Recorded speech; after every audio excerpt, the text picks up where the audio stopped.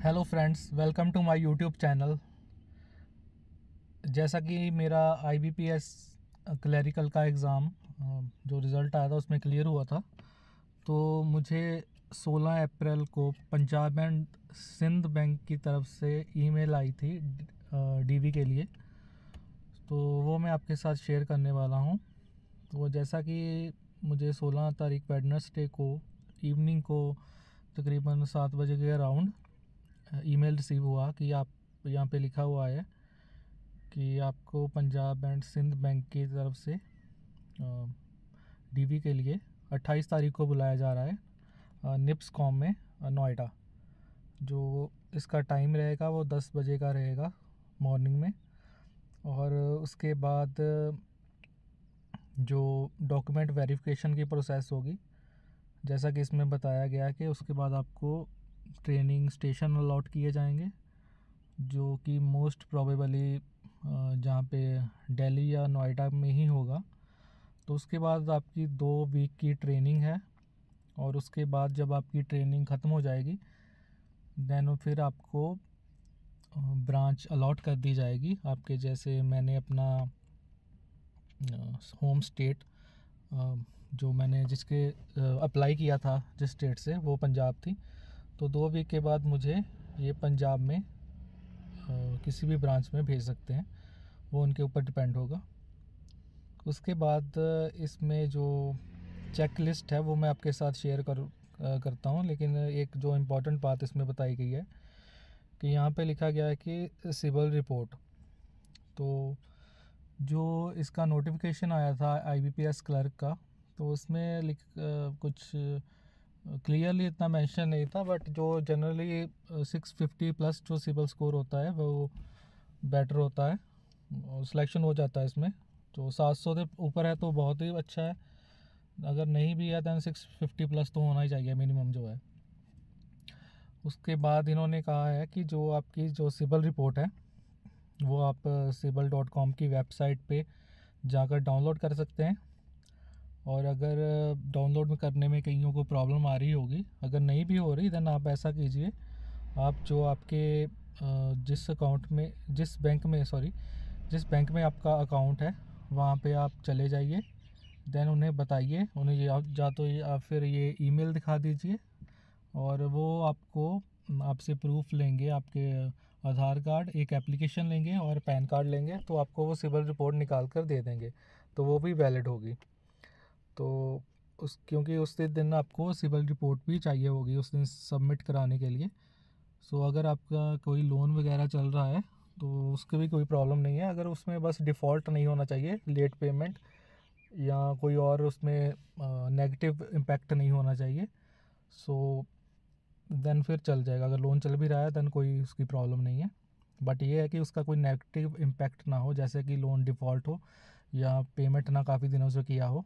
तो ये बात आप ज़रूर ध्यान में रखिएगा। तो आइए फ्रेंड्स, अब देखते हैं कि जो चेक लिस्ट है जो हमें उस दिन डॉक्यूमेंट वेरिफिकेशन वाले दिन अपने साथ ये डॉक्यूमेंट्स लेकर जाने होंगे, उसको उन्होंने ईमेल भी सेंड किया है, और बाय पोस्ट भी अपॉइंटमेंट लेटर के साथ आपको ये मिल जाएगा देखने को। तो उसमें जैसे पहला बताया गया कि print out of online application, जो हमने आईबीपीएस का जब फॉर्म फिल किया था क्लैरिकल का, तो जो भी वहाँ पे डॉक्यूमेंट जैसे फॉर्म जो था वो हमें वो प्रिंट आउट कर लेना है। वो अभी आईबीपीएस की साइट पे अवेलेबल होगा, तो वहाँ से आप प्रिंट कर सकते हैं। तो उसके बाद जो है कि अपॉइंटमेंट लेटर होगा, जो आपके पास बाय पोस्ट आ जाएगा, और उस पे ऊपर सिग्नेचर आपको करने होंगे उसकी फ़ोटोकॉपी पर। और उसके बाद है पैन कार्ड की कॉपी, और उसके बाद आपका कोई आईडी प्रूफ, आधार कार्ड या ड्राइविंग लाइसेंस, वोटर्स कार्ड, कुछ भी है ये चल जाएगा। और उसके बाद आपका proof of date of birth का बताया गया है, यहाँ पे आपको 10th या +2 का जो सर्टिफिकेट है उसका वो चल जाएगा। उसके बाद जहाँ पे ई स्कैन कॉपी लिखा है वहाँ पे आपको पीडीएफ बनाना है इसका, किसी भी आप सॉफ्टवेयर से कर सकते हैं, ऐप के थ्रू, या कैम स्कैनर जैसे होता है वैसे आपको स्कैन करके इसका पीडीएफ एक फॉर्म भी ज़रूर बना लेना है, यहाँ पर ई स्कैन जहाँ जहाँ पर भी लिखा हुआ है। तो उसके बाद आपकी मार्कशीट लिखी हुई है, उसके बाद डिग्री का फाइनल सर्टिफिकेट, और अगर आपके पास पोस्ट ग्रेजुएशन का कुछ है तो देन वो आप लेकर जा सकते हैं वहाँ पे। कंप्यूटर लिटरेसी में आपको बताया गया है कि अगर आपके पास कोई डिप्लोमा या कुछ भी है, सर्टिफिकेट है, अगर आपने 10th या +2 में या ग्रेजुएशन में कंप्यूटर एज ए सब्जेक्ट पढ़ा हुआ है देन फिर तो बहुत वेल एंड गुड है। अगर नहीं भी पढ़ा हुआ देन आप उसका कोई, आपके पास कोई सर्टिफिकेट या डिप्लोमा इसका अलग से होना चाहिए। उसके बाद जो आपकी कैटेगरी का सर्टिफिकेट है, जैसे SC ST OBC, अगर आपने EVS का भी फिल किया है देन आपको वो भी सबमिट करवाना होगा उस दिन, उसकी फ़ोटोकॉपी। उसके बाद यहाँ पे बताया गया है कि valid income and assets certificate जो EVS कैंडिडेट हैं ये उनके लिए है। उसके बाद आपकी 2 पासपोर्ट साइज़ फ़ोटोज़ लगेंगी, जो कि आपने फॉर्म फिल करते टाइम जो लगाई थी वही। और उसके बाद अगर आप कहीं पे जॉब कर रहे हैं गवर्नमेंट या किसी और इंस्टीट्यूट में या ऑर्गेनाइजेशन में, तो उसका आपको रिलीविंग सर्टिफिकेट चाहिए होगा, अगर है तो देन आप दे सकते हैं। एक्सपीरियंस सर्टिफिकेट अगर आपके पास है देन वो भी आप दे सकते हैं। उसके बाद इन्होंने बताया गया कि जो ऑल फॉर्मेट हैं जो इसके जो आपको डॉक्यूमेंट्स है उसके फॉर्मेट जो है आपको इस वेबसाइट पे लिंक पे मिल जाएंगे, और नहीं तो आपको जो अपॉइंटमेंट लेटर है वो उन्होंने बाई पोस्ट ईमेल के बाद ही सेंड कर दिया होता है, तो 3-4 दिन में आपके पास पहुंच जाएगा। देन आप वहाँ से भी उसकी कॉपी भी करवा सकते हो, वैसे ही वहाँ पे से बनवा सकते हो। उसके बाद आपका मेडिकल सर्टिफिकेट होगा। जो मेडिकल सर्टिफिकेट होगा ये आपका सिविल सर्जन ऑफिस से बनेगा, जो आपके डिस्ट्रिक्ट का होगा।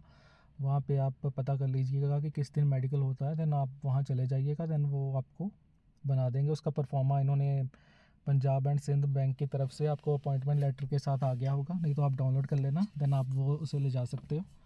देन वहाँ से आप अपना मेडिकल करवा लेना। जो गवर्नमेंट हॉस्पिटल का होता है देन वही वैलिड होता है, तो ये आप चीज़ ध्यान में रखिएगा। उसके बाद सर्विस एग्रीमेंट होता है, वो नॉन जुडिशियल स्टैम्प पेपर पे होगा, ये भी आपको फॉर्मेट मिल जाएगा अपॉइंटमेंट लेटर के साथ, तो आप वो आप ले जा सकते हैं।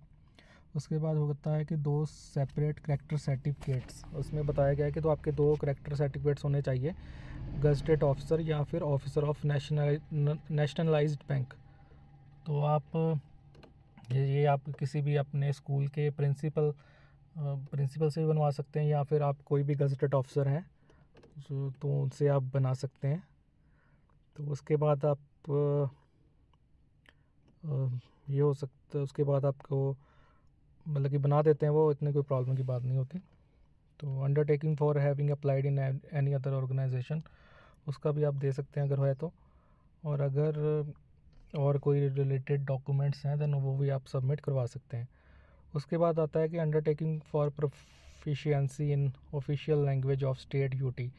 जैसे मैं पंजाब का हूँ तो मुझे पंजाबी आनी चाहिए, उसका कोई नॉन जुडिशियल स्टैम्प पेपर पे होगा, तो वो आपको फॉर्मेट बता देंगे, तो वो आप ले जा सकते हैं। ठीक है, जिस स्टेट के लिए आप कर रहे हैं उस स्टेट की लैंग्वेज आनी चाहिए आपको। तो उसके बाद आता है कॉपी ऑफ सिविल रिपोर्ट। तो आप सिविल रिपोर्ट तो मैंने बता ही दिया कि बैंक से मिल जाएगी, या फिर आप डाउनलोड कर सकते हैं, वो आप जाकर बस सबमिट करवा देनी है। ठीक है, सो उसके बाद अगर यही लिखा हुआ है आखिरी पॉइंट में कि अगर आपके आइडेंटिटी प्रूफ में या किसी कहीं पे भी आपके फादर्स नेम के जो स्पेलिंग है या फिर मदर्स नेम या अपने नेम के स्पेलिंग्स में डिफरेंस है, देन उसके लिए आपको एफिडेविट वगैरह ले जाना पड़ेगा। सो यही लिखा हुआ है। तो यहाँ पे लिखा हुआ है कि जो आपके ई स्कैंड जो जहाँ जहाँ पे भी मेंशन है वो आपको ई स्कैंड उसके PDF ले जाने होंगे मोबाइल में, तो वो आपको वहीं पे वो भी सबमिट आपको